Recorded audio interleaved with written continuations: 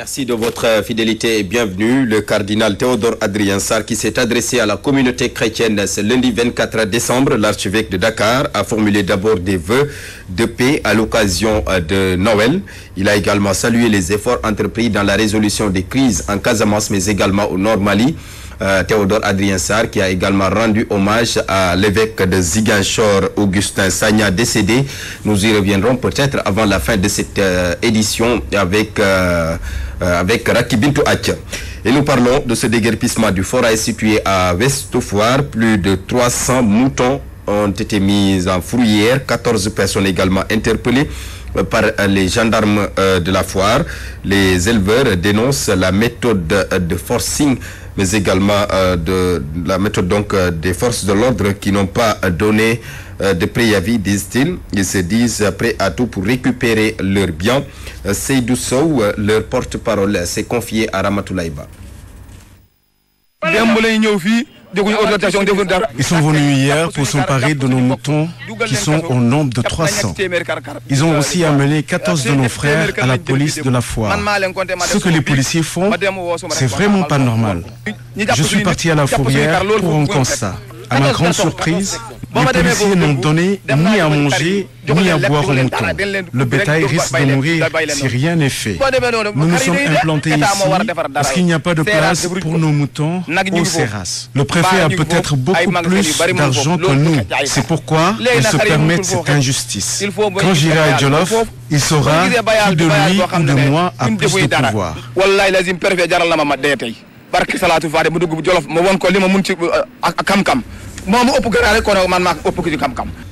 Les éleveurs du forêt de West-Foire qui ont été donc chassés par les gendarmes ce matin. Et puis à Rufisque, les travailleurs municipaux veulent que l'État du Sénégal diligente l'entrée à la fonction publique locale. C'était un projet de l'ancien régime pour intégrer les travailleurs, notamment des institutions locales, dans la fonction publique. Les explications de Najib Sagna. Les travailleurs municipaux de Rufisque ne veulent une diligence de la mise en place d'une fonction publique locale. Il ne reste que la mise en application. Le reste a été fait par le président Abdoulaye Wade. Je pense que tous les décrets ont été signés. La mise en application, les commissions qui devraient être mises en place pour la mise en application doit être effective. Mais aujourd'hui, vous savez que nous avons un nouveau ministre qui connaît bien le dossier des collectivités locales. Aujourd'hui, nous attendons, nous pouvons quand bien même lui donner un peu de délai parce qu'elle vient d'arriver, mais nous pensons que après le vote du budget du gouvernement, en effet, la fonction publique locale passera certainement. La demande est là, elle est pressante même. Pour le maire de la ville de Rufisque, il est grand temps que l'État prenne en charge les revendications des travailleurs municipaux. Déjà, beaucoup de progrès ont été faits à Rufisque. Agents municipaux, mais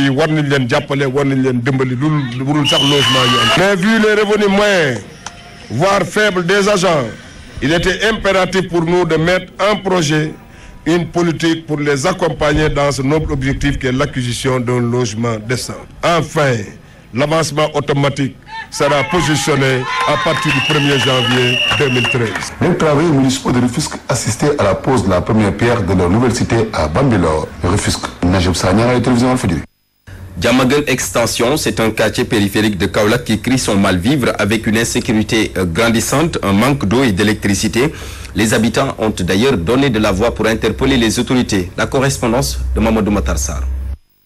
Situé dans la commune de Kaolack, le quartier périphérique de Diamaguène Extension manque de tout. En plus d'une insécurité grandissante, tout le quartier n'est pas électrifié. Idem pour l'accès à l'eau et aux soins de santé. Diamaguène Extension, c'est un nouveau quartier de la commune de Kaolack, situé à la périphérie, qui manque de tout. Pas d'école élémentaire, pas de poste de santé. Le seul poste de santé qui existait jusque-là est en train d'être délocalisé. Pas d'infrastructure de jeunesse. Nous sommes là, nous vivons cette situation, mais nous manifestons cela dans des actions de développement. Il y a quelques cas d'agression qui ont été passés par là parce que tout ceci est dû au manque de sécurité qui sévit dans le quartier. Parce que le lotissement a été fait, nous avons le courant, mais il y a des parties qui jusqu'à présent n'ont pas d'électricité. Vous avez vu toute cette partie-là, il n'y a pas de poteau, il n'y a pas d'électricité. Dans certaines parties du quartier ne sont pas éclairées. C'est ce qui explique cette situation-là. Ça aussi, nous le portons à la connaissance des autorités pour que cela cesse. Voilà, le message que nous lançons aux autorités municipales, c'est celui que nous avons dit tout à l'heure. Vous avez dit qu'il y a de l'insécurité, il y a un manque d'infrastructures. Alors le message que nous lançons aux autorités, c'est qu'ils viennent nous appuyer dans l'action que nous menons au quotidien.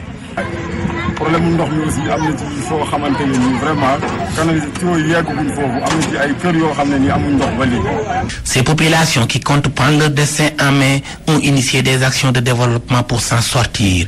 Par la même occasion, elles interpellent les autorités municipales et gouvernementales. Kaolack, Mamadou Makhtar Sarr pour la radio-télévision Walfadjri. Mamadou Makhtar Sarr, suite au décès du jeune Seyni Tamba par noyade, les populations, toujours sous le choc, lancent un appel aux autorités pour une surveillance beaucoup plus rigoureuse des points de passage au niveau des fleuves qui arrosent aujourd'hui la région de Sédhiou. Vous avez suivi les explications de Lamine Bayo dans notre édition de 12h sur Walf FM. Et nous parlons de la crise au Nord Mali avec le Rassemblement islamique du Sénégal qui déplore la démarche des autorités sénégalaises et exige leur implication dans le dialogue. C'était lors d'une rencontre tenue à Rufisque. Mohamed Lamine Gueye, le porte-parole, s'est confié à Najib Sagna. Le Rassemblement islamique du Sénégal a été créé en 2009, il y a juste 3 ans. Donc nous sommes aujourd'hui à l'organisation de notre premier congrès ordinaire, que c'est ici à Dakar, avec la présence d'une dizaine de délégations qui vont venir de différents pays, donc au niveau du Maghreb et au niveau de la sous-région. L'importance de cet événement, c'est au niveau interne d'évaluer notre travail et de faire le bilan et de voir les perspectives d'avenir. Mais également surtout de revenir sur l'actualité brûlante du moment. Et l'actualité, c'est la sous-région, c'est la question de la violence en Mali. Vous savez que le Rassemblement islamique du Sénégal lutte pour l'islam authentique, mais l'islam également du juste milieu. Dans ce cadre-là, nous sommes membres du Forum international pour le juste milieu. Nous pensons que la violence n'est pas la meilleure méthode, n'est pas une méthode également agréée par l'islam pour propager l'islam. Donc l'islam ne peut pas être vécu dans la contrainte, mais l'islam doit être agréé par les populations qui veulent vivre le foi. Donc nous avons condamné fermement ce qui se passe au Mali et l'utilisation de la violence régionale et l'instrumentalisation de l'islam pour des questions politiques. Nous avons toujours dénoncé et ça reste notre. Ce que nous déplorons aujourd'hui, c'est que nous organisons un congrès majeur où il y a la présence de grandes personnalités venant du Sénégal et d'autres pays.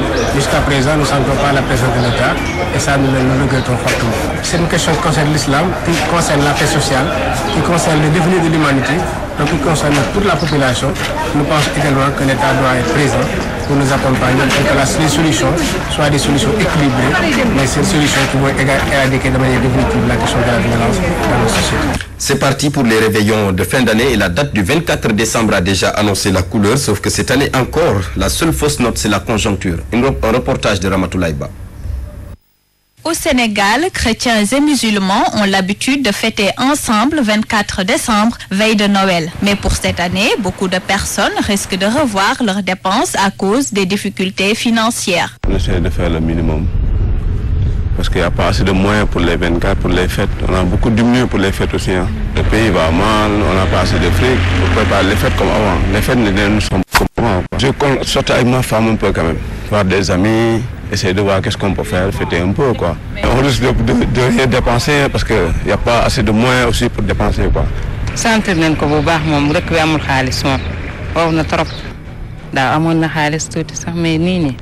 D'autres comptent bien offrir et s'offrir une belle fête. Oui, sur le 24 nous avons ci tak rip nañ ko neexal nañ toj koñ bi toj zone yi tassare lepp waaw dëkk bi metti na trop. Certes, les temps sont durs, mais on va essayer de trouver de l'argent. On est des hommes, on va se débrouiller.